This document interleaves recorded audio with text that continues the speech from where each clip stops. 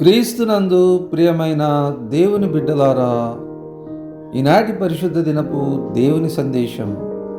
విశ్రాంతి దినమున ఆయన భోజనము చేయుటకు పరిసయ్యుల అధికారులలో ఒకని ఇంటిలోనికి వెళ్ళినప్పుడు ఆయన ఏమి చేయునో అని వారాయనను కనిపెట్టుచుండిరి. అప్పుడు జలోదర రోగం గల ఒకడు ఆయన ఎదుట ఉండెను.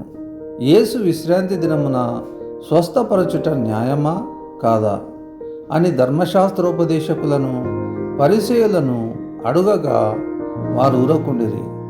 అప్పుడు ఆయన వానిని చేరదీసి స్వస్థపరిచి పంపివేశెను. లూకాసు వార్త 14వ అధ్యాయము 1 నుంచి 4 వచనములు. చిన్న ప్రార్థన చేసుకుందాం.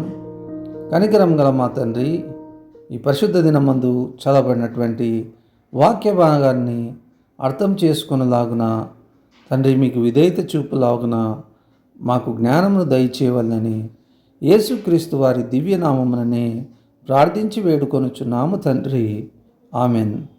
ప్రేమైన దేవుని బిడ్డలారా, ఈ వాక్యమునందు ప్రభువు సూటిగా ఒక ప్రశ్న వేయుచున్నాడు.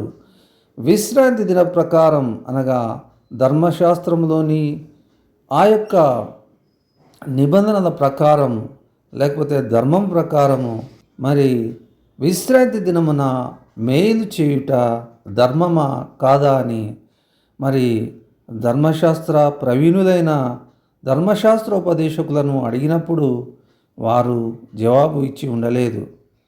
కాబట్టి ప్రభువు మరి విశ్రాంతి దినమున కూడా మరి మేలు చేయుట ధర్మమేనని మరి క్రియామూలముగా మరి ఆ జలోదర రోగము గల రోగిని స్వస్థపరిచి నిరూపించి ఉండెను.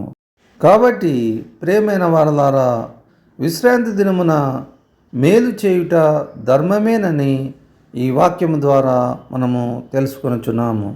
దేవుడట్టి ధన్యత మనకును అనుగ్రహించునుగాక.